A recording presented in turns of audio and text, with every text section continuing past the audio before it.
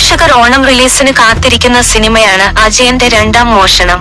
ടോവിനോ തോമസ് നായകനാകുന്ന സിനിമ സംവിധാനം ചെയ്യുന്നത് മിന്നല് മുരളി ഉൾപ്പെടെയുള്ള സിനിമകളുടെ അസോസിയേറ്റായി പ്രവർത്തിച്ച ജിതിൻ ലാലാണ്. ജഗദീഷ്, സുരഭി ലക്ഷ്മി, ഐശ്വര്യ രാജേഷ്, കൃതി ഷെട്ടി, ബോസില ജോസഫ് എന്നിവരും സിനിമയിൽ അണിനിരക്കുന്നു.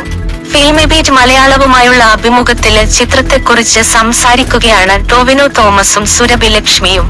തന്റെ കരിയർ ഗ്രാഫിനെ കുറിച്ചും സുരഭി പരാമർശിച്ചു. സുരഭിയെ പോലൊരു പെർഫോമറെയാണ് വേണ്ടതെന്ന് സംവിധായകർ പറയാറുണ്ട്. പക്ഷെ പ്രൊഡ്യൂസേഴ്സ് പലപ്പോഴും അവരെ മാറ്റാനാണ് പറയാറ്. മാർക്കറ്റ് വലിയൊരു ഫാക്ടറാണ്. പത്മ എന്ന സിനിമയില് പ്രൊഡ്യൂസർ മാറി. സുരഭിക്ക് ചെയ്യാൻ പറ്റുമെന്ന് പറഞ്ഞാണ് അന്ന് അനൂപേട്ടൻ വിളിച്ചതെന്നും സുരഭി വ്യക്തമാക്കി. അജയന്റെ രണ്ടാം മോഷണം എന്ന ചിത്രത്തില് പ്രാധാന്യമുള്ള കഥാപാത്രമാണ് തനിക്ക് ലഭിച്ചതെന്നും സുരഭി പറയുന്നു. ടോവിനോ കഥാപാത്രത്തിന് ഫിസിക്കലും മെന്റലിയും നന്നായി ട്രെയിൻ ചെയ്തു.